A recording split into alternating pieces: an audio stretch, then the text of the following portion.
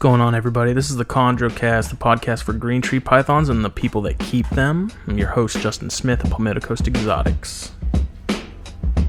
Enjoy the show.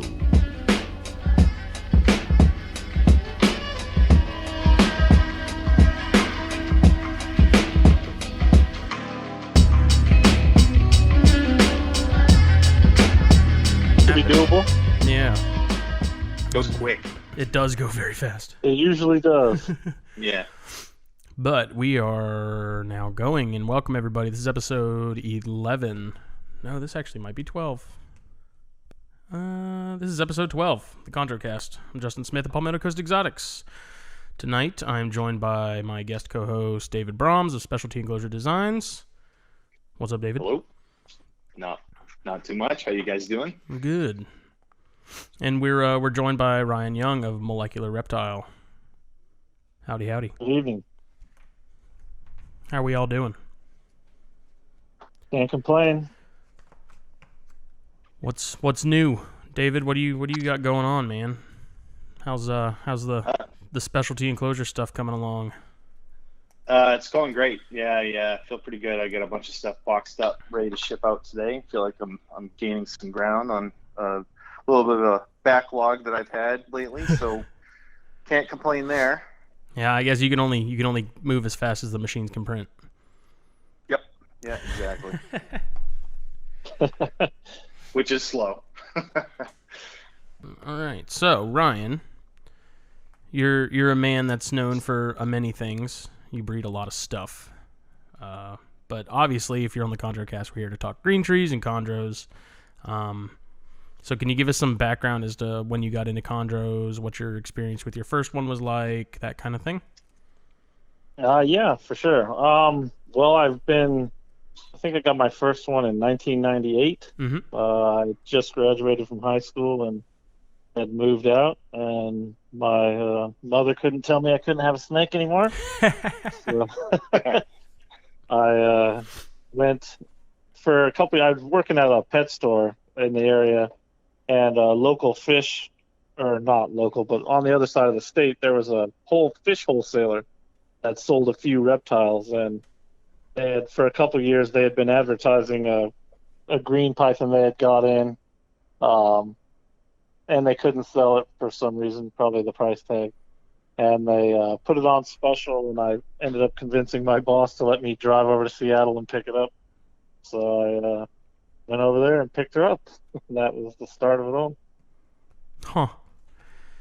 And how did that, like, what was it one of those things, because I know I've mentioned in previous episodes, like myself, my first experience with keeping chondros ended pretty disastrously. How was it for you? I mean, did it last?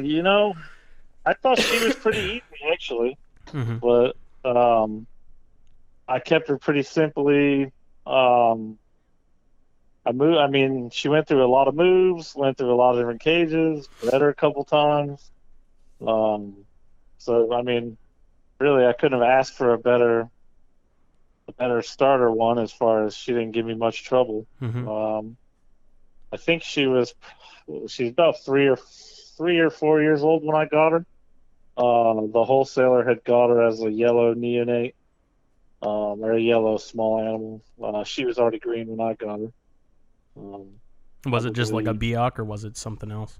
No, it was a sarong. Oh, nice.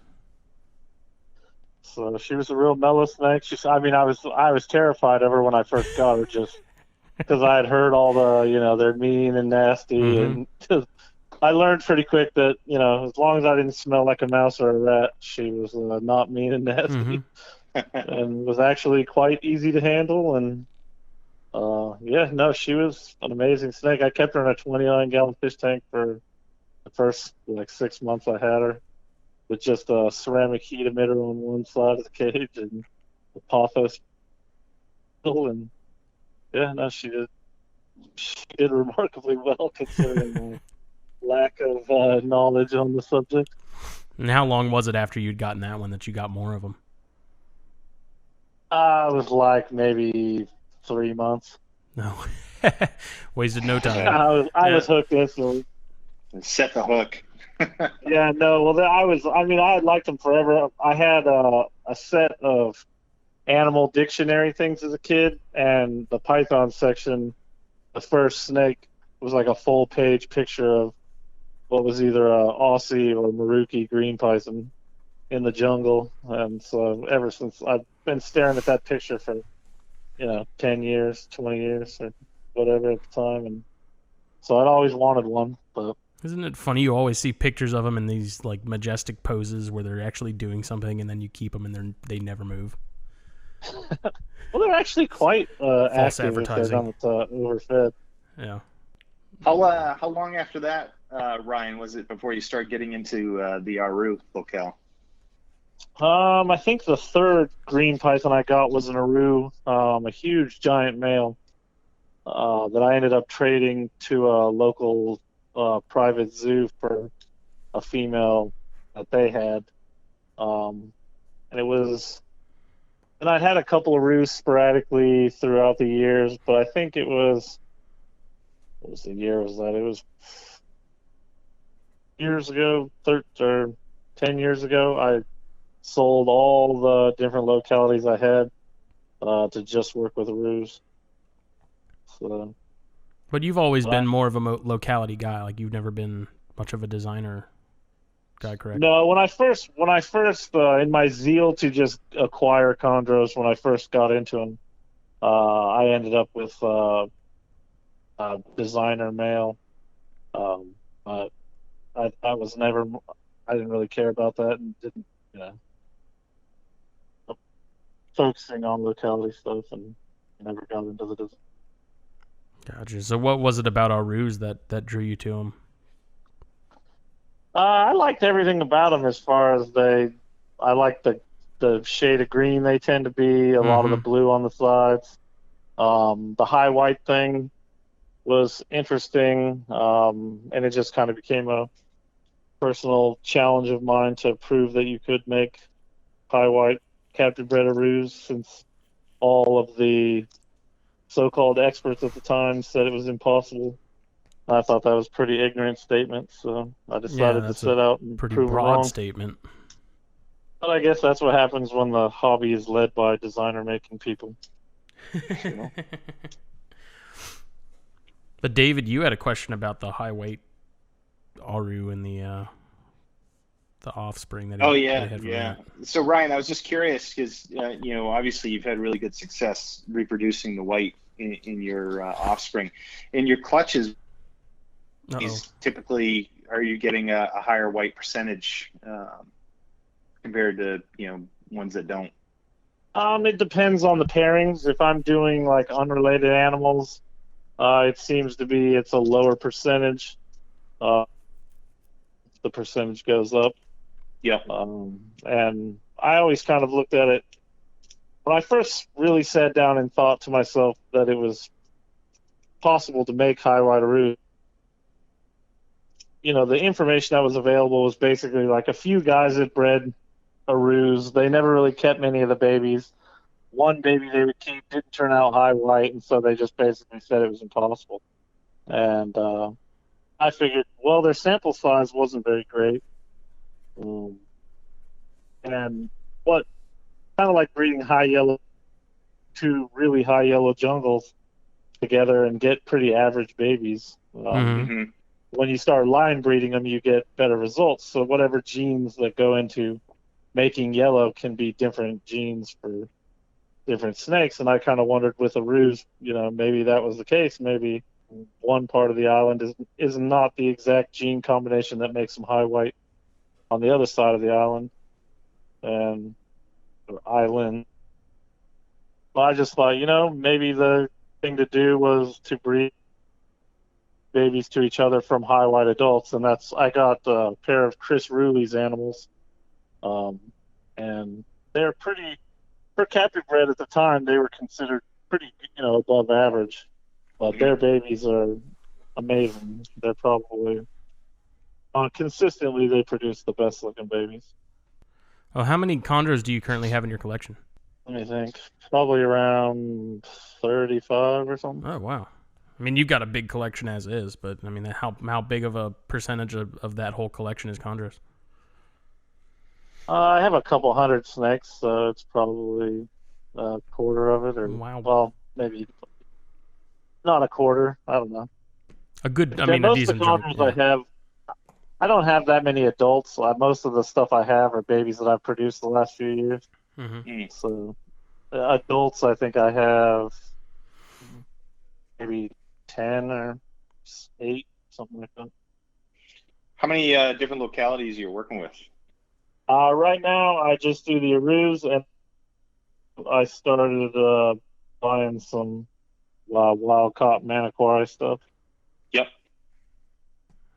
Say David just got his hands on some of those, didn't he? Yeah, I've been trying to Maniquari collection for a little while, but I've noticed online you've posted some pictures of those, some really nice looking animals. Yeah, I thought it would be fun to do a high white Azuria project as well. Oh yeah, that's a great idea. Kind of tinkering with that too. Yep. So I got some recent success with those. So raise up those babies and see what happens. All right. So and from judging by the pictures I've seen of your collection, you like to keep yours pretty simple, right? You don't do the natural No, fancy I stuff. keep them on 40-pound or 60-pound craft paper with a water bowl. So, no, I don't usually even give them a heater or anything. So Well, that's because you have the benefit of ambient temperatures, which I wish. yeah, I heat my snake rooms. I'm so torn because it sounds so convenient to have ambient temperatures, but at the same time, like I don't want to be working in ambient temperatures. Like if I have to clean and stuff. How you get used to it? Yeah, it's so much easier. I think it's a lot easier. It's a lot safer. I think that makes their cages more usable. Mm-hmm.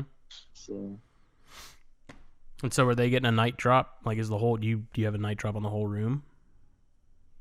hens, basically for 6 months out of the year. Well, I guess there's basically 4 seasons up here. During the summer, the room will get as hot as like 85 during the day, and then back down to 80 at night. During the fall, it's usually just 82 to 80, and then during the winter cycling period, they get it fluctuates for 3 months, and then it spends about a month down in the real high 60s, low 70s during the day, and then back to 80, 82 during the day. So at night it gets down to low 70s, high 60s. So are you primarily using temperature as your means of cycling the animals, or do you do food cycling as well? I usually food cycle. It's not. I don't. A lot of it's not like really thought out. It's more just.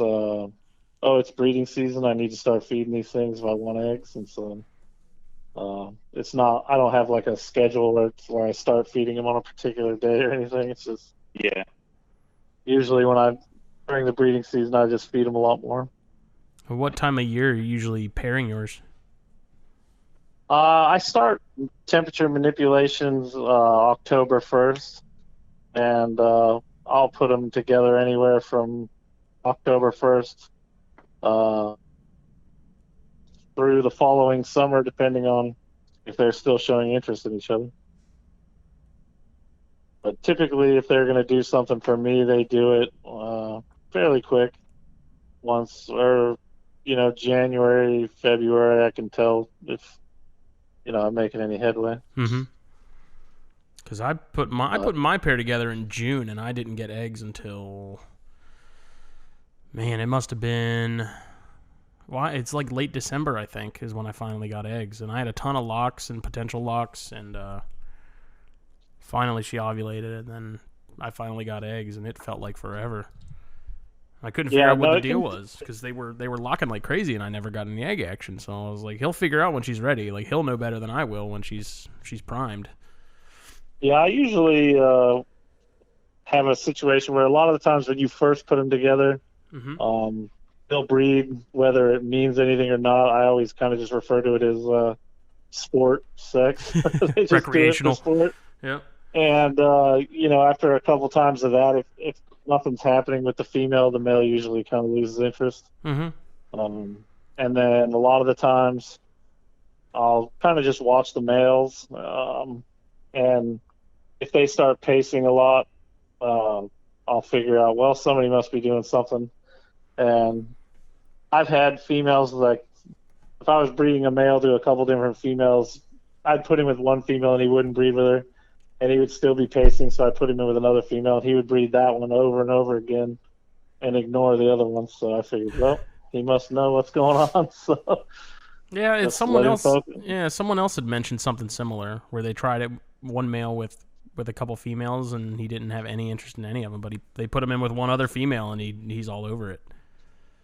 Yeah, no, they're if you pay attention, they're really good at telling you when there's something going on. A few clutches I've had like way out of season, or what I would consider season, have been just strictly because, I pay attention to what the males are doing, and if they're incessantly pacing even after like you feed them, Yeah. then I figure, well, some female must be doing something, and then the hard part, I guess, at that point is trying to determine which female.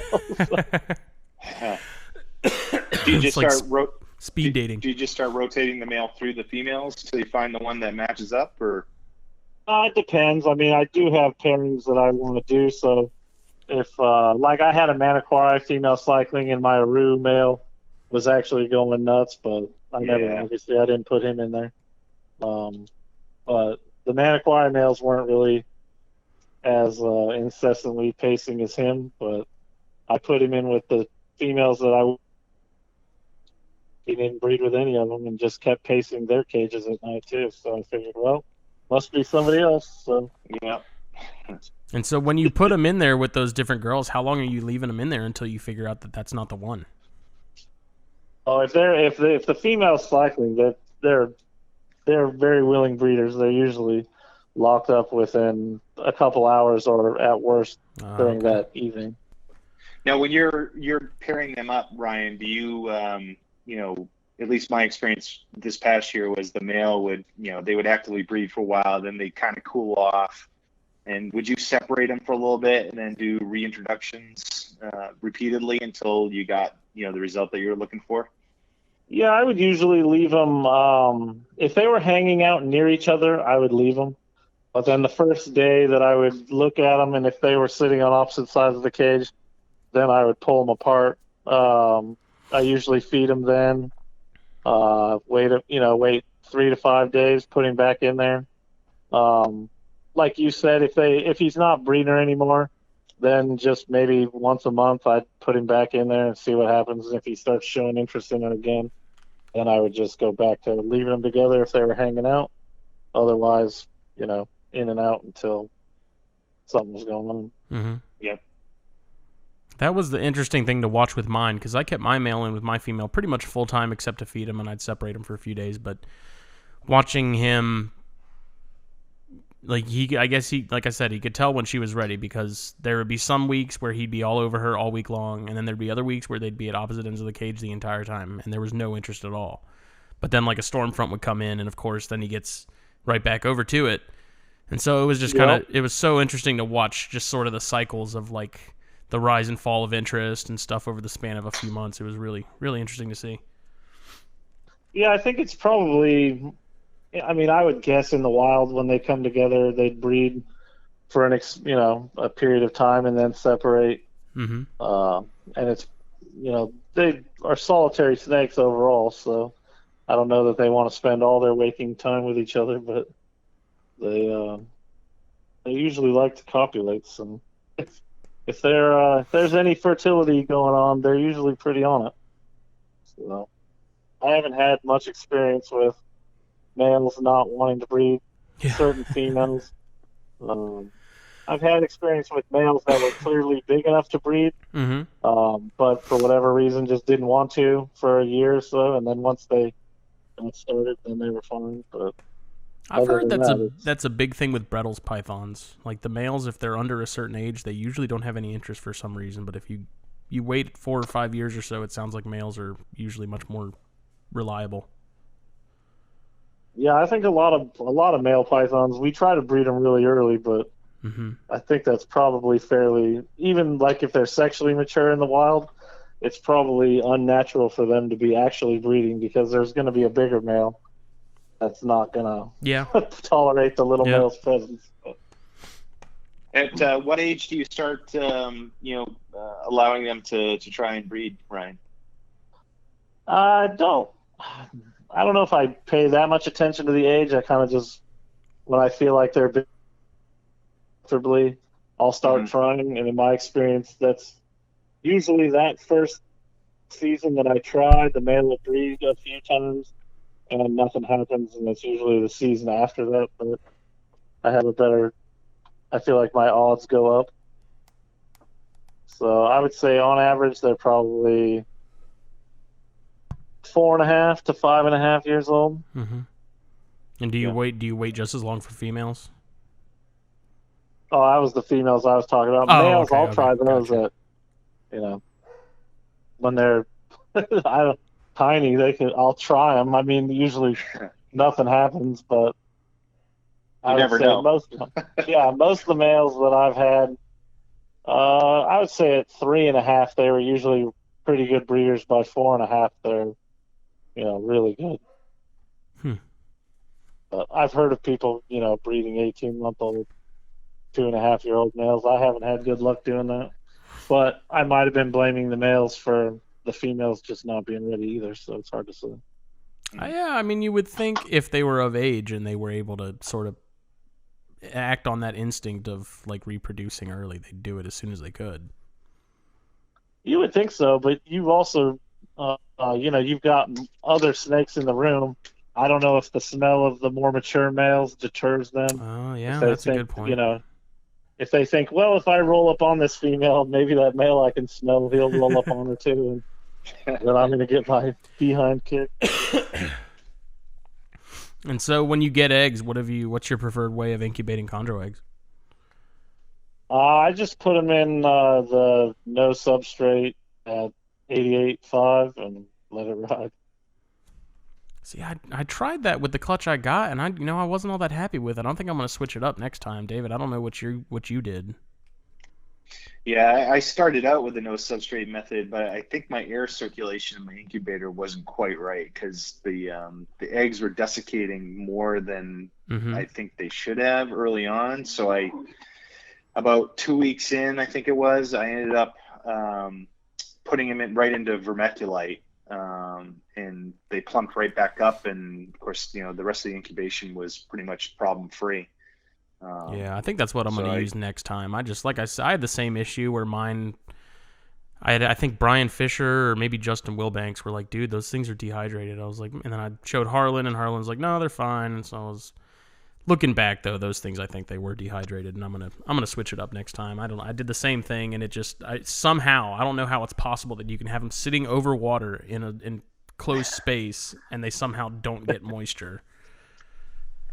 Yeah, they have tricky eggs sometimes, and even like you'll set them up the same way for years, and it works, 8 out of 10 times, and then 2 times for whatever reason it doesn't. So it's kind of they definitely have the hardest part about breeding them is the eggs. Yeah, Everything else is pretty straightforward. that's what I learned with this first round was getting eggs is the easy part. Everything after that's a little more nerve wracking. It can be. Sometimes it just goes flawlessly. So, What do you primarily feed your adults, Ryan? I mostly feed mice. Well, I guess I'll probably 99.9% mice. Yeah. Occasionally, my local uh, rodent breeder has like soft furred rats that she's looking to get rid of. Because she's has too many, I'll feed them those. But I generally avoid rats. I'll give a female that I'm trying to breed a rat at a time in which I think it would benefit her to get a rat. But other than that, that's pretty rare. And how often are you feeding your adults? I don't have a schedule. The females pretty much feed a couple times a month. The males, like if a non-breeding situation, I'll feed them anywhere from 1 to 2 times a month. Mm-hmm. the males. My males, I usually feed a lot because I don't feed them very big meals and they stay real active, and Yeah. so I can actually feed them a lot. The females are fairly lazy, so I don't feed them as much. But um, and then sometimes I'll feed them 2 or 3 times, once a week, and then I won't feed them for 2.5 months. So it just kind of Mm-hmm. it varies big time depending on food availability and what they're doing. Yeah, we had Harlan on THP a couple months ago, and we were talking to him about his food cycling, and I was surprised at how short of a span of time you had to give him food to really get him going.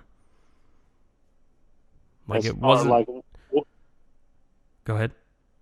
what was he? What was his point? Just like a couple weeks, or Yeah, it was like maybe, I'm trying to remember off the top of my head, but it was maybe 2 or 3 weeks of just like very small meals, but like on a pretty consistent basis for, like I said, 2 or 3 weeks. And he said after doing that, man, they were on. yeah, usually because a lot of the times during the summer when it's really hot here, I won't feed them as much, Mm-hmm. and then starting in I'd say mid-September, I might start giving them more often, and then about a month into cycling, then I'll feed them as often as once a week if the male's breeding them hard, Mm-hmm. and just see if you can trick them or get them to go. So That's something me and Jake were talking about recently too. Is like most snakes, I feel like. I mean, obviously there's exceptions, but I feel like most snakes you could probably get them to breed pretty much year round if you really wanted to. Because we were talking about, I have Baird's rats. And tropical snakes probably not. Non-tropical snakes, I wouldn't think most of those need a pretty good cycle to breed. Mm-hmm. I know you have like inlands and all that good stuff, so I'm sure those are maybe somewhat different. Yeah, I usually put them out in the garage it's kind of like an incubator that's in my garage, and I drop them into the mid 60s Mm-hmm. just for about a month, and then put them back in the snake room. And So that Ryan, works after you, sorry, no problem. no, I was just going to ask you. So, once you get a clutch and you successfully incubated them and you actually get them to hatch, are you the type that will start trying, feeding trials right away, or do you wait until they have their first shed? And what's your method? What do you typically do to get them going? I usually wait for like a month after they shed before I start trying. Oh, wow. So at least 2 weeks, and then I'll start trying. Do you find that they're just a little more aggressive at that point, or is that the reason why you wait so long? Yeah, I mean they're born with usually they've got a real decent supply of yolk, and so I just wait for them to shed. And when they first hatch, they're kind of, I don't know, they're kind of like gummy lizards. They're not really very stout, and it seems like it takes them 6 weeks or so after being hatched to kind of firm up, and that's when I start trying. So interesting. I don't know if that makes any sense, but yeah. My clutch, I started immediately, just because I figured the sooner I get a jump on it, the better. And of course, this is my first go around with those guys, and I had pretty good luck with it. I found that they were particularly defensive, a few days out of the egg, so it kind of worked in my favor. But I was just curious as to what you do as well. Yeah, I've done in the past. I've just out of curiosity to see if I could get one to do it. I've gotten them to eat early, but I didn't. The one I got to eat, then it seemed like after it shed, it didn't want to eat for a while, and so I've kind of abandoned caring about doing that. So, and I tried to get them off pinkies as fast as humanly possible. So, I'd like to. I like them to be a little older when I try to give them a big meal. So. And so at that point, what are you doing? You doing like fuzzy heads or something like that? No, I'll give them what I try to do is if I go to my rodent supplier's house or I'm starting to breed some of my own mice again, I'll look for, tubs that have a lot of feeders, babies, and there's always like a few fuzzies that aren't as fat and getting as much milk as the others. They're kind of, they're not thriving, The so to speak. runts, yeah. Yeah, they're fuzzy, but they're like the size of a big pinky, and they're probably on their way to not make it to adulthood. You're I like to look expediting for that? those. Yeah, and you actually can take a fuzzy and kind of give it a day or so without its mom, and you can create those yourself if you're so inclined. But I usually have enough access to live ones that I can find enough of them a day I need them. So. But David, you Because got pinkies almost are- all of yours eaten though, except for 2, right? Yeah. Yep. Must be Most of nice. them very quickly got onto full pinks pretty quickly. There's just 2 holdouts that are a little more stubborn than the others. So I've had to, assist feed them because they're not very striky. They're not super aggressive. So I've been giving them mouse tails. And, of course they grab that and eat it. No problem once it's in their mouth. So it's been pretty easy as far as that goes. So when you say full pinkies, are you talking about pinky heads, or what are you talking about? No, a whole pink. Okay. Yeah, I've never fed them anything but a whole pink, so I'm just curious. Yeah. I mean, some of them I had to tease with pinky heads because they, once they would grab it, they would really aggressively try and spit it out and get it out of their mouth. And if there was any meat left there that they could actually wrap around and pull it out, they would. So the pinky heads work to just kind of force them into eating it once they bite onto it. And then most of them, after I did that a couple times, would go ahead and grab a whole pinky and eat it, no problem. Huh. Yeah, I don't know. I've never done that. So interesting. I've got 2 of 10 that are eating pinkies. So on you their just go own. straight to whole pinks right from the get-go? Yeah, I usually give them 3 to 4 pinks, and then I try a fuzzy. Yep. Oh, that's interesting. So you basically just hold 'Cause the out and pinkies, wait, yeah, right? that's where you get the prolapses and stuff with the babies. Is from that pinky goo. There's no. You got to get out of that as fast as possible, I think. Okay. But you're just waiting on them Now basically to take on their own. Your stubborn babies that don't want to take pinkies at all, what do you end up doing with them? I'll tail them a few times, but honestly, I'm kind of feels like if you don't want to be here, I don't want you. And so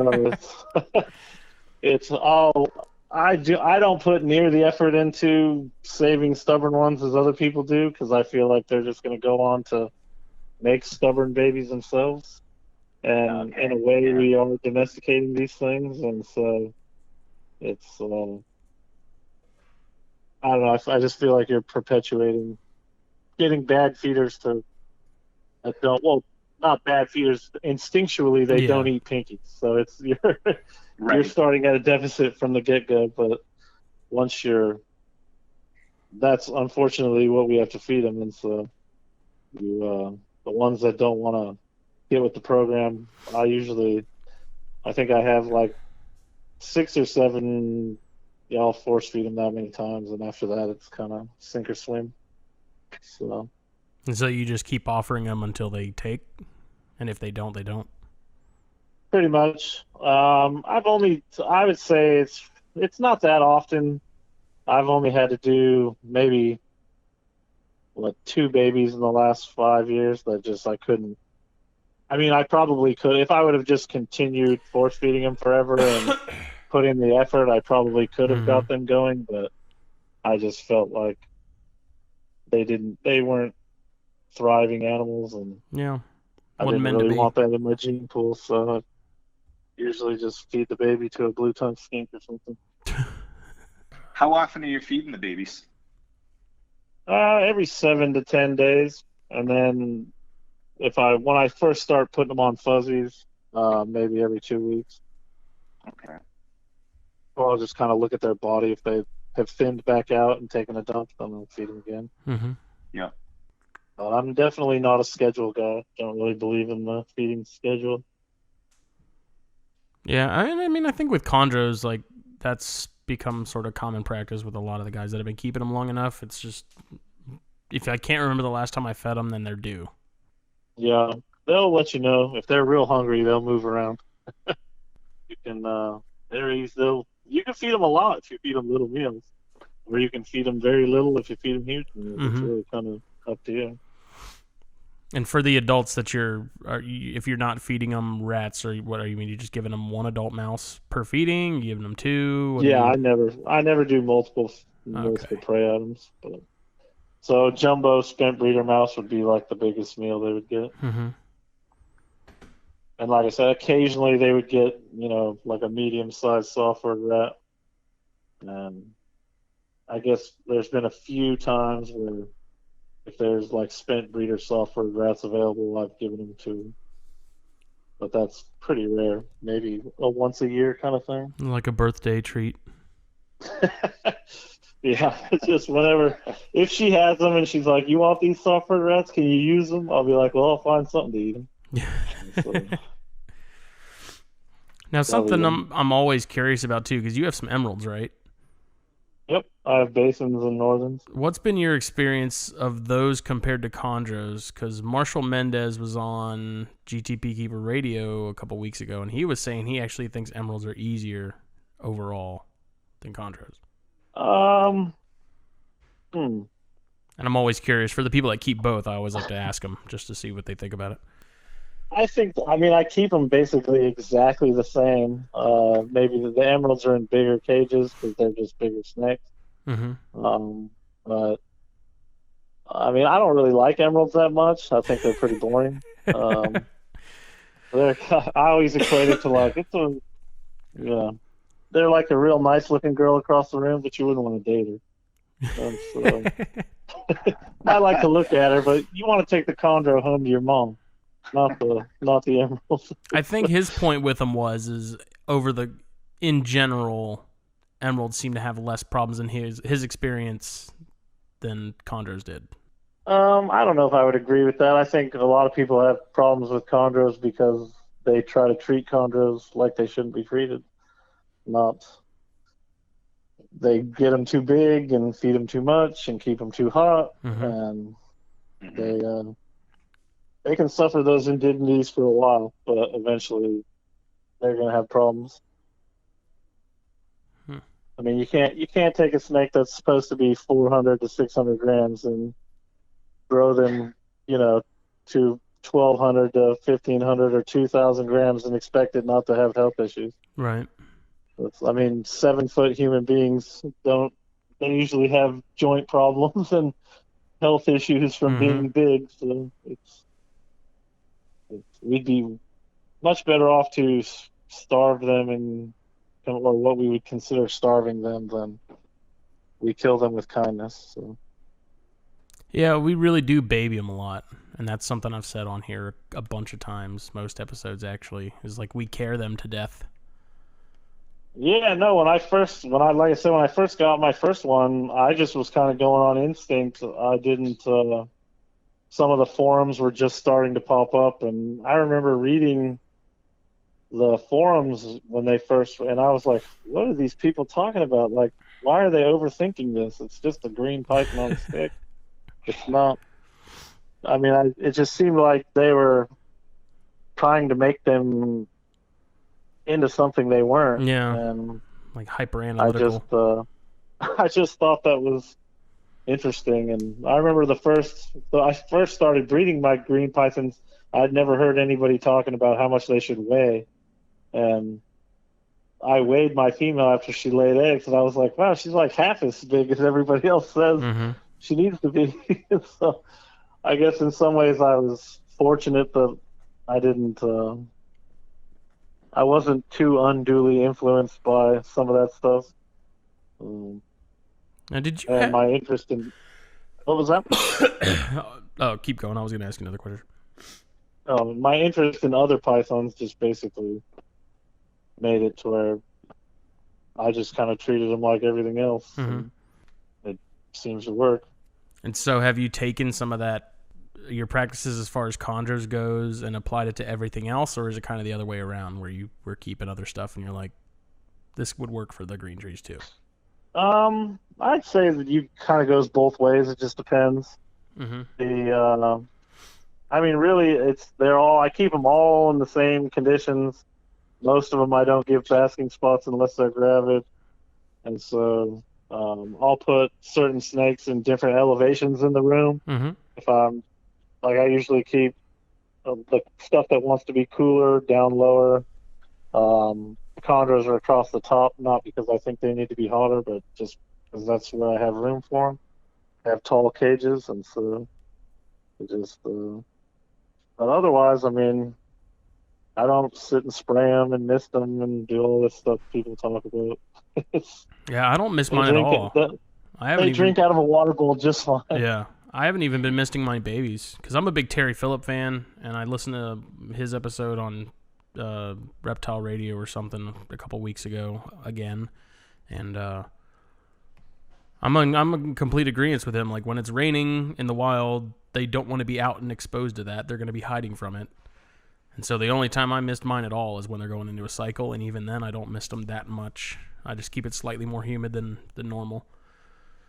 Yeah, I have mine with screen tops on their cages, and so I'll usually just put a piece of paper over the top, and maybe I'll dump out their water bowl when I'm cleaning it, and that's about it.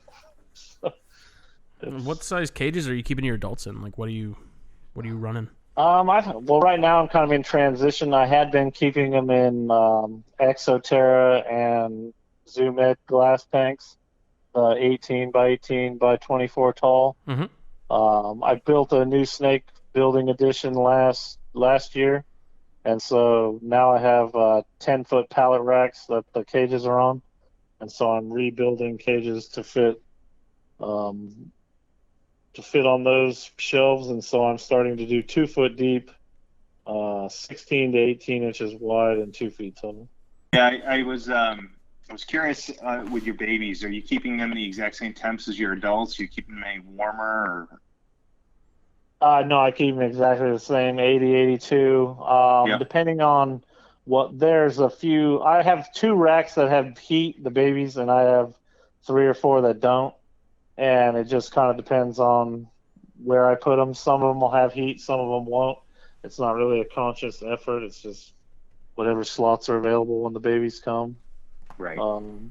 And so I find that they do just as well. I used to keep my babies in my adult room, and so they would go through the cycle just like the adults would. And I actually thought that was really beneficial, and I wish the baby room that I have right now, it's not set up to cycle like that. If I rewire it at some point, I'm going to change it to where I can cycle the babies, just because I feel like that consistency year in, year out gets them used to it, and then gets them used to when they're going to cycle as an adult. And so I found that they were just locked right in with the adults. And as soon as, they didn't skip a beat, when things would start to change, it's just normal. And did you notice any difference with them as far as feeding response or anything when you were dropping them like that too, or was it just the? No, they eat just fine. Okay, gotcha.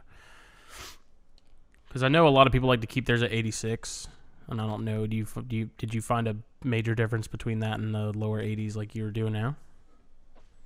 Well, I used to. Back in the day, I did what everybody did. I had heat panels, bigger cages, and I always found that the snake spent every waking moment it could as far away from the heat panel as it could, except maybe if it got a big meal or it was gravid. And I found that their skin condition was really bad in heat panel cages, because I just think they were like getting a sunburn all day. Yeah. They couldn't really get away from it, and I think by happenstance I had moved from one snake building or one snake room to another, and I forgot to plug the green python heat panels back in, and I kept thinking, like, why are they spending all this time? I've never seen them in the middle of the cage or on the right side of the cage, or this is odd. I've just never, and it finally dawned on me that I hadn't turned on the heat panel, and so as soon as I turned it back on, I noticed that they were back as far away from it as they possibly could get. And that was when I just kind of went, you know what? They clearly don't want to be this hot. Mm-hmm. And so I started keeping them without the heat panels, and then I figured, well, if I had them in a 30-inch by 2 foot by 2 foot cage, and they could only use a quarter of it because the heat panel is in there, I don't need to give them as big a cage, and they can use the whole cage because there's no hot spot, Mm-hmm. and they tend to use, every inch of it versus just the side that didn't have the heat panels. And I don't tend to grow mine as big as other people, so I keep in smaller cages than a lot of people do. And what have your clutch sizes been like as a result of that? I think my clutch average is like 12 to 15. That's still decent for a smaller snake like that, though. Yeah, I think I think the smallest clutch I've ever had was 9 or 10. And the biggest clutch I think I've ever had was 21. My guess is they're supposed to lay somewhere between 8 and 14 naturally. Yeah. Yeah. I know you don't like actively weigh your snakes, but just for a reference in the size of your females, how big are you talking on your adults? It's hard. It's very hard to keep them under 800 grams. Yeah. You have to basically never feed them to get them to stay under 800 grams. So I would say my males are on average like 480 to 500 grams, as once they're like 8 to 10 years old, and my females are anywhere from 650 to 850.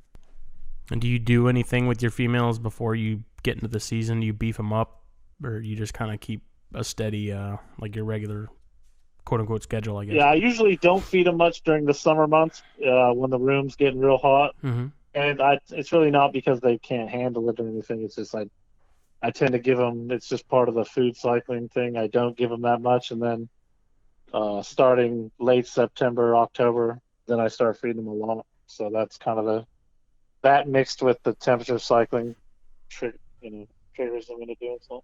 Mm-hmm. Mm-hmm. Because I didn't cycle my female a whole lot. I didn't condition her. I gave her a few extra meals up until she stopped eating, but I really didn't do anything different once I paired her. I pretty much kept things the same. And I didn't have any issues. All the eggs came out fine. She didn't have any binding issues or anything like that. Yeah, I think green pythons are probably the epitome of a snake that can breed with no cycling. But I breed a lot of other stuff that cycling helps, so they're just along for the ride. And I would still do it, even if I just had green pythons, I would still temperature cycle. With your current method, what's your fertility rate on those clutches? Like, how many are you getting? 100% good eggs. When she lays them, or are you getting a percentage that are duds? Or it's pretty rare that I get a bad egg. I'm not the greatest at incubating them. I won't lie, so I tend to. If I'm going to lose them, it's right at the hatch time. I'll get a lot of DOAs, or I'll lose a few eggs during incubation. But honestly, the eggs themselves, I'm knock on wood, I do pretty good with that. Occasionally, I've gotten like a few big females from other people. If I have reproductive complications, it's usually with those females that I've gotten, and then try to breed them that first time. Interestingly, I had a female Aru that I'd gotten that laid a clutch, and what did she lay? She was a big snake. She was probably over 1,000 grams when I got her. I got her down into the 800s, I think, by the time she laid her clutch. She laid 11 or 12 eggs, I think, and retained a couple. The next day, I kind of tried to squeeze the eggs out a little bit. Nothing came out, and then the next morning, she was in the cage, and her oviduct was wrapped all around the perches of her cage with the. Yeah. So I peeled it off of the perches, and I took her out and washed off her cloaca in the sink, and there's probably 18 inches to 2 feet of oviduct hanging out. And there was a big tear in the side and a twist where the last couple of eggs were. So I manually squeezed out the last 3 or 4 eggs, through the tear that was there. And then I rinsed off the oviduct. I held her up by her tail. I took the biggest probe I had, and I greased up her oviduct with KY jelly, and I stuffed it back in with a big snake probe, and I put a piece of electrical tape around her cloaca, and I figured she would die. I kind of thought, well, that's Mm-hmm. and I'd say it was probably about a month later, I bring a bucket of mice in the room, and she started acting like she wanted to eat. And so I was like, well, okay, we'll see what happens. So I started feeding her, and she was doing great, did fine, crapped fine, and I was like, well, okay. Then I was thinking, well, I'll give her to somebody as a pet, to retire her. Mm-hmm. And I never did. I never got around to doing it. And 2 years later, I was just really curious to see if she could still reproduce. And I put a male in with her, and she laid a clutch of eggs. So she only laid 11 eggs. She'd laid 20, 18 or 20 the first time, and she only laid 11. The eggs were a little bit bigger. I think what was happening is she'd only damaged one of her oviducts, and so she still had the other one. And she lays eggs. She's laid eggs twice since then. So That's nuts. That is crazy. Yeah. So I see a lot of these people that take them in and get surgery and kill the snake, and I'm like, you might be able to save them other ways, but whatever. They're tougher than we give them credit for. Yeah, I mean, I really thought she was a goner, but she bounced back, and I really didn't think she'd be able to breed. But Mm-hmm. I remember the when post she about that. ovulated, I thought, well, that's going to kill her, and then no, it didn't kill her, and then she laid the eggs. So. And when it comes for hatching time, are you cutting eggs, or do you just let them? If they're gonna come out, they're gonna come out. The biggest mistake of my chondro breeding career was listening to those idiots about cutting eggs, so I don't do that anymore. Yeah, I had a really cool bioc project years ago with this crazy high black female, and she laid 11 perfect eggs. Incubation went flawlessly, and it was like during the peak of the Greg Maxwell and all that stuff. It was just a real nice pair of high black or biocs. Oh, okay. And incubation went flawlessly. The eggs were beautiful looking on day 52, and I was just getting itchy. Wanted them to hatch, and everybody was telling me to cut them, and I cut them, and the babies were still in the polar position, so all I could see was white because they were upside down. Their bellies were, and so I cut probably more than I should have because I was like, "What are these? Not even fertile? What's going on here?" And they just weren't ready, and so yeah, I ended up screwing them up. Didn't hatch any of them, so. I don't cut anymore. Or at least not until the first one pips. Mm-hmm. And have you done maternal incubation on any? Have you tried that at all? I tried it once and it didn't go so great. So No. I haven't done it since. I was going to with this clutch that I got, but I ended up bitching out last minute. And I still want to. Yeah, I should have done it with the Maniquari clutch I had this year. She was the best. She seemed like she had the best coil, the eggs were like in a perfect ball. Mm-hmm. I should have, if I was going to do it, I should have done it with that one. Because she looked like she was ready. So. But I chickened out. Yeah, she laid, and then I pulled the bucket up because that's what I use as a lay box. I'm not using that next time either. That thing's horrible. And I was like, man, she looks thin, and she's a big Beox, so I wasn't too worried about it. Like, if there was any female that would have been able to pull it off, it would have been her. And I freaked out last minute because I was like, oh, she's super thin, and like that'll be really rough on her. And then, of course, she goes back to perching, and she looks fine. Like, you almost wouldn't have been able to tell she had even laid. I was like, son of a bitch. Yeah, no, green pythons always look rough. They look like they take laying eggs really badly compared to other pythons. Mm-hmm. I mean, I don't know if you know Riley Jemison or not. He just had a jungle clutch that just went all the way with MI, and that female, like, you literally wouldn't have even known that she had just went 2 months without food. She's flawless.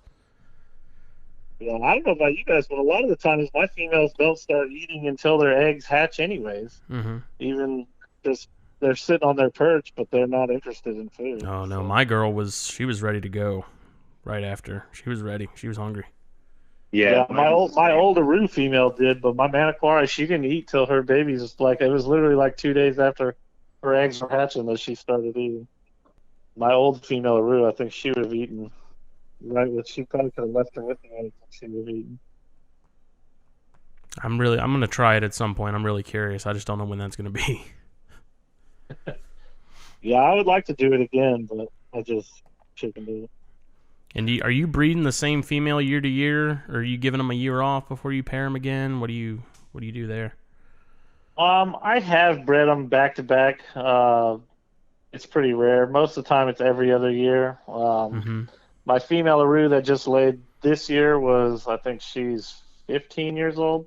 Wow. And this was her 5th clutch. So I think she went like 1 year, took 3 years off, then went every other year. So. Because I'm giving my girl a year off, which gives me time to find another male to pair with her next year. Yeah, I typically don't try to do it back to back, but I have in the past. But yeah, because she laid a clutch. Far from the norm. She laid a clutch of 17. I've got 10 that survived, and I'm actually kind of glad I don't have 17 of these non-eaten things. 10 is much more realistic and much more easier to maintain. Yeah, I don't know if it's just because I've done it a few times or what. I don't stress about it like I used to. Yeah, I mean, just the first process of breeding them and hatching them myself, it's like, man, next time is going to be so much easier because I know what to expect now. Like the first time when you've never seen any of it, firsthand, you don't have any hands-on experience with it. It's really nerve-wracking, and you're asking a bunch of people what they think, and everyone does it differently, and you have one question and you get 10 answers, and no, I think in a lot of ways you're better off to find one person you trust and do it. If that's how you're modeling your keeping style after them, just do what they do, not try to do what everybody does. Yeah. I mean, for me, it was just like, I just need some sort of baseline of like, this is how you do it. And then once you get that figured out, like figure out what you would change next time. And then just constantly sort of polish it and figure out, try different things, see what works best, and continue to change it up a little bit until you're happy with the results. Yeah, that's by far the best way to do it. But you have to have that place to start. You have to have that baseline. And fortunately, Brian Fisher and Justin Wilbanks and Harlan, I think me and David were talking a pretty good bit too because we were both waiting on our clutches to hatch. And I kept my pool of advisees small.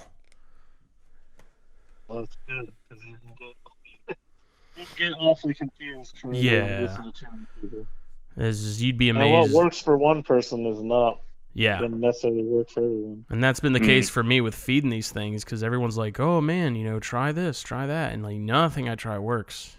And they're like, well, this works for me every time. I'm like, well, mine apparently aren't on the same page. Like subtle things, just like how you hold the pinky and where you tap them on the body, stuff like I think you just have to kind of wade through it yourself till you figure it out.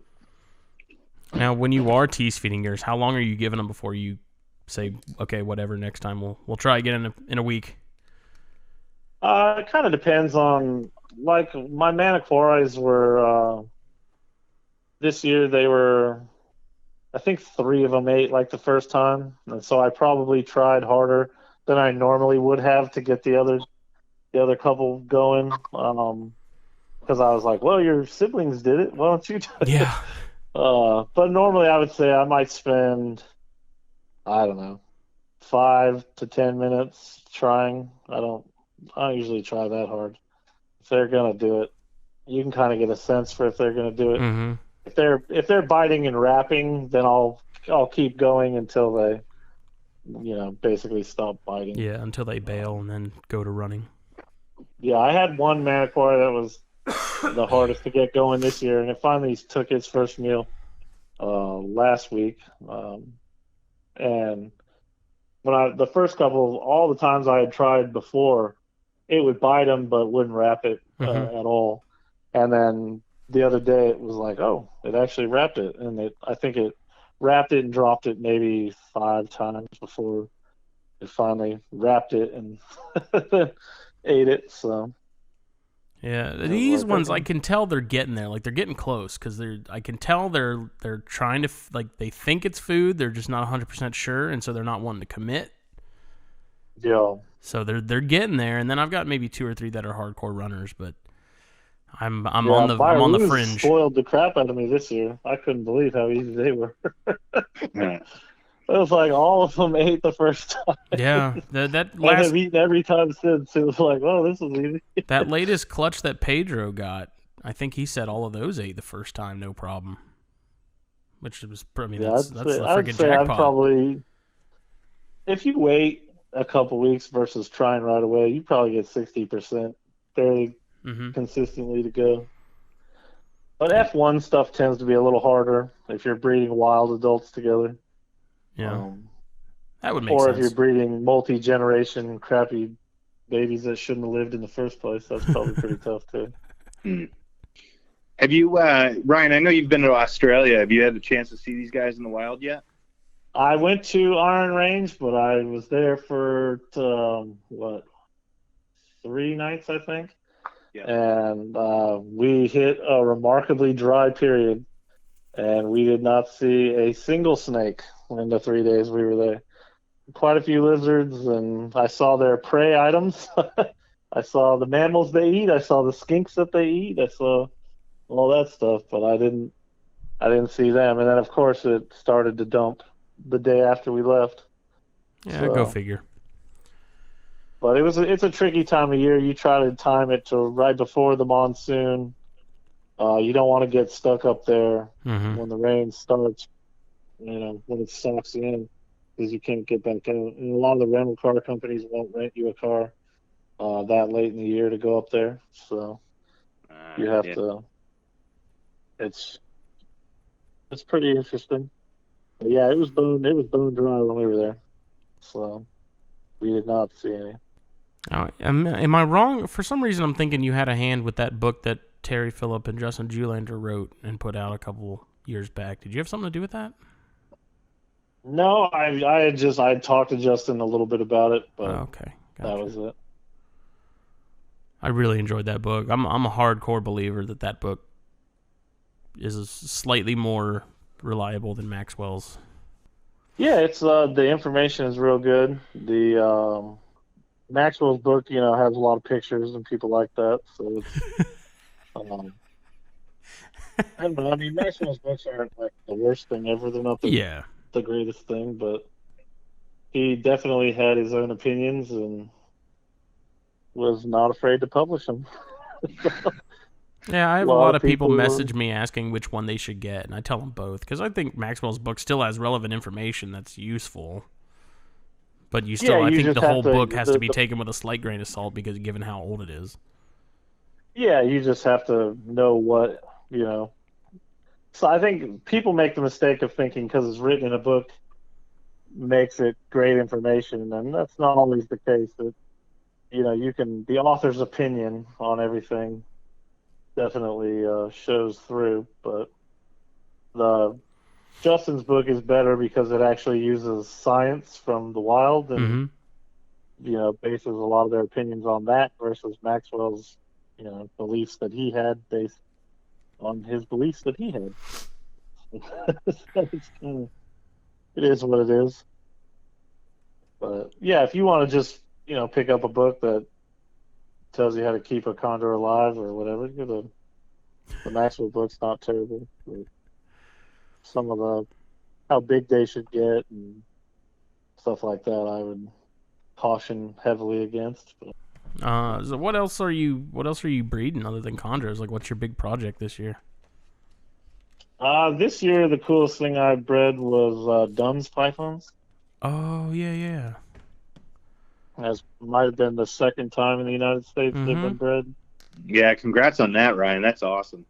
I appreciate it. They're really old adults. I don't think that Dunn are going to be like considered a hard species to breed. I think we have a limited availability of 25-year-old wild caught snakes, and Yeah. so that's what makes it challenging. I don't believe the species is going to prove in the long run to be that they're particularly hard. It's just these particular animals are really old and wild caught, and so we got lucky and got a female that laid some eggs. And how many How did you many get? babies did you get from her? 7. She laid what? I think she laid 11 or 12, but when you're breeding near 30-year-old snake, the eggs are not the greatest shape. So Were lost they a just few like along the way. undercalcified?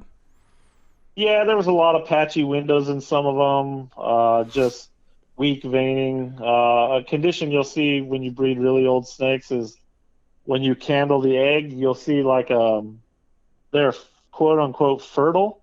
Like there's clearly an embryo, and then there's like this red ring, but there's no veins. It's just this red Okay, ring, yep. and I've seen that with really old Antarisa females, really old carpet pythons, really old blood pythons. Usually snakes in their late 20 or mid to late 20s. You start seeing stuff like that where the egg looks like, well, that could hatch, but when you candle it, it's got a blood ring, but not a The lights it's are on, not but a no one's viable. home. Yeah, and there was a few of those, and I think there was a couple full-term babies that looked like they had died a week before hatching for whatever reason. But the 7 that came out are great shape. Multicolored babies, which is pretty interesting for a Lyasis species. Mm-hmm. But yeah, so that's by far the highlight of this season. Have you sexed the? 3.4, Nice. so the ratio is good. Yeah. And That's awesome. the female was owned by KJ Klusner, and he had sent her up in October, last October. And so I sent him his percentage of the babies the other day. Yeah. So he's got his baby. So now it's nice to have some captive bred babies so it'll be fun, which is right with those, hopefully. Yeah, it's pretty neat to see Lyasis starting to get some traction. I have a buddy down in Florida, Billy Hunt. He has a pretty nice group of them, and I got to check those out when we went down for Carbon Fest. Those things are pretty neat. They're cool snakes. Yeah, no, lices are great. All of them are real neat snakes. Salvus have been on my list for a really long time. Yeah, salvers are great. I let my adults get really old, and I need to replace them because they're reproductively viable anymore. It seems like they used to be not that hard to come across, and now it seems Yeah, like there's they're next to importing them no pretty one. pretty readily, and Yeah. the interest waned, and they're not coming in, so they're not getting bred that often. Now the price is way up. Yeah. They're brutal now. Is what it is, I guess. Speaking of, like the availability of all these things, what do you what's your prediction as far as like Indonesia is concerned in terms of continuing to get baby chondros imported? Do you think that's going to continue, or are they going to start closing up? Well, I don't picture them completely closing it up. All that they're supposed to as far as sending over, obviously, wild collected snakes. But I'll be surprised if, well, I guess politically, if New Guinea stays controlled by Indonesia forever, then I wouldn't see it stopping. If West Papua was ever granted its independence, like they so desperately desired, I could see it under Indonesia's rule. I doubt it'll ever stop. I've heard rumors that there's a new environmental ministry person that's actually trying to enforce the quotas and stuff like that. And so you see, there's definitely been a recent dip in the availability of a lot of Indo stuff. It's hard to say with the green pythons. That could just be. I mean, we could be seeing the repercussions of as far as the baby availability, but otherwise, I don't think it's ever going to stop. Yeah. I think they might get to the point where they actually only send over farm bred stuff, and then, like I said, barring an amazing turn of events where West Papua was granted its independence. There, Indonesia, I doubt will stop exporting. Yeah. You never know. Yeah, think about the shit show that would be. Just think about all the stuff in the hobby that comes from over there, and if all of a sudden that was Yeah, it would no be longer bad. an option. There would be a lot of stuff that within a few years, the chances of ever seeing them again would be pretty slim. Mm-hmm. Yeah, that's true. So better stock up on your imported Indo species. Yeah, it's funny you say that, but like Jacob's doing that. The guy who I don't know if you listen to THP or not, but I do another podcast with him, and he's been really focused on stocking up on as much wild caught Erie and Jaya carpet blood as he can. That's just cool. For that very reason. Yeah, I prefer the wild stuff. Yeah, I do that too. That sounds so bad. The message from our community is, captive bred, but there, when I was, coming up, you really couldn't get. Mm-hmm. Nobody was captive breeding any locality stuff, so you basically didn't have a choice if you wanted anything other than their hybrid / designers. You had to buy wild caught. I mean, I'm all for it. Like, get as much wild caught blood in the the hobby on the state side at least as you can before it's not an option anymore. I don't want it to be like Australia where we're kind of stuck with the gene pool we have. Yeah, no, we have access to the major types, and it'd be sad if we would probably lose some of those in fairly short order. Mm-hmm. It's probably like everything. If all of a sudden human beings have a funny thing about if you can't have it, then they want it. So yeah, all these guys who don't care about buyout chondros and stuff like that might care the second they were in a situation where everybody had locality stuff because that was the thing to do. Mm-hmm. So, and it seems a more even as far as designer versus locality stuff now. At least way more than I was ever used to. Yeah, and it's nice that it's just like carpets though. Like you have the purists, and then you have the the guys that are into all the morphs and stuff like that. And I think there's always going to be that section of the no matter what corner of the hobby it is, there's always going to be that group, even if it's smaller, that's focused on the locality stuff and the pure stuff. And it's neat that there's people that are willing to do that, in chondros especially. Yeah, no, I mean, I've looked at a lot of thousands of pictures of green pythons over the years, and I don't think most of those designer ones turn out very good. The locality stuff, it's much more predictable what you're going to get. Mm-hmm. As far as, I mean, yeah, you might not get the dramatic appearance that if that's what floats your boat, but Yeah. I'd still take a crazy high white Aru or high yellow Biok or Kofiau. All the locality stuff. The best wild locality examples, I still think, blow away any designer. Yeah, I love those. A lot of those Tamikas with all that blue. Yep. Those are smoking. Yeah, no, there's something for everybody.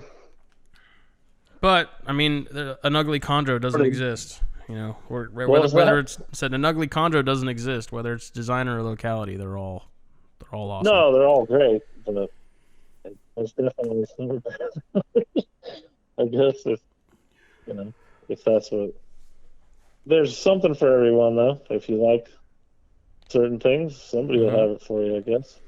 But for me, it's all I like them to look like the part of the world.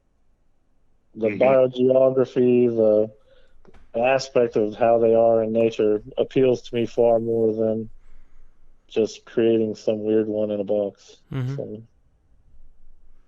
I can understand that. It's having an appreciation for, the stuff that's as is, and there's nothing wrong with that whatsoever. Yeah, well, taxonomically, there's multiple species. So it's. And what's your stance on that? Do you think it's more than two? Do I? Yeah. Yeah, no doubt. Definitely. It's probably 4. And you think what the other 2 were? What, the island localities? No, I think all the southerns are the same species. I think the north, you've got multiple things going on. And then you've R&B stuff way off the Papua side. Apparently, I think one of those that's been genetically tested was pretty weird. Hmm. So I think Biok's definitely its own thing.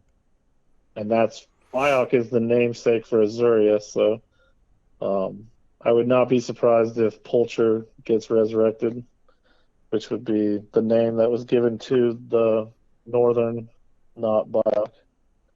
So at some point, Chondropython Pulcher will probably be back in use. Did you know of anybody who's currently working on that kind of stuff? Like, as I far as the believe I classification? believe there's a coalition of Australian guys doing it, Oh, but cool. they've been doing it for like a decade, and I haven't seen any results. So Ray Hoser isn't one of them, is he? I hope not. No, not in the group I'm thinking of. He's done it. He's named a few chondros, I think. He's named everything he can get his hands on. Yeah, yeah, yeah. No, he's interesting. That's an understatement. But yeah, so I think there's multiple things going on, and I think they're pretty easy to tell apart. I don't know what everybody's fuss about it is, but maybe it's just because I've been looking at locality stuff for so long. Yeah, that's like, as far as identifying like the really close stuff, I'm still working on getting good at that. But for the most part, I have a general idea where it's likely from. Well, the problem is we're trying to break it down too specifically. Mm-hmm. Yeah. I mean, in the South, you basically got 2 looks. You got Arus and you got Marukis and Australians. Right. In the North, you've got, you know, the Raja Ampat stuff is all a little different than the Bird's Head and Mm-hmm. than the North, and then Biok is, I mean, Jesus, if you can't see that, you need to get your eyes checked. But it's so I don't think it's that tough, but I guess it's beyond the scope for some people to be able to. Yeah, and that's always been my gripe with the whole locality thing is, you get people that just because that's what it was sold as, like, they're dead set that that's what it is. And it's like, unless you went and plucked it yourself, like, we have no idea. We just have a general area of what, we have a group that looks similar to this locality, so we can, best guess is it's from that general area. But Used to hear that, like, oh, if you didn't catch it, how do you know? We've never seen a picture of a wild one, and then all the pictures from, Natush and stuff, and it was like, oh shit, yeah, they actually do look like that. Arus look like that. right. It was like, wow, they actually, it kind of shut some of that up. Mm-hmm. Where it was like, well, you might not have collected it yourself, but there's basically 4 regions, and if it's not really that tough to determine. Well, it's probably from this group of localities or this group of localities, and I think it's mostly with like Cyclops and Jayapura and Sarongs. I don't know. Those It's two just are the same snake. The Cyclops and the Jayapura is the same snake. Yeah. that's It's just that's this. midnight. It's changing hands so many times from the time it's pulled and all. It's just, how do you how Well, I don't valid is think. that? I mean, there's not a lot of infrastructure in New Guinea. These things are not coming from great distances from major ports. Mm-hmm. It's not feasible. The people don't have the means of transportation. There's no infrastructure. There's no roads. More than likely, if it was said to be from Sarong, it was probably within a decent probably 40 miles of Sarong. There's not a whole lot. You can't really go that many places. Yeah. Yeah. And the animal collectors are getting them from local people. They're not, that's a lot of new stuff because there's no infrastructure to go get it. They don't get it. And even Marukis, you don't rarely does a Maruki chondro come in, and that's because, for one, they don't even occur around Maruki. Mm-hmm. So there are no major ports in the South. That's why you don't see that many white-striped green pythons, because there's not that many animal dealers down there collecting them. That Where makes sense. Roo is a major trade route with, that's why Roo is by far the most commonly imported southern species, because there's actually trade route where Maruki is the main hub in the South, and they're in Maruki, so hence you don't you don't see them that much. Yeah. I mean, that makes complete sense. They're not. That's why you're not going to see these. Like, what does one look like from here? Nobody knows, because there's nobody there. Yeah. The biogeography of New Guinea is pretty crazy.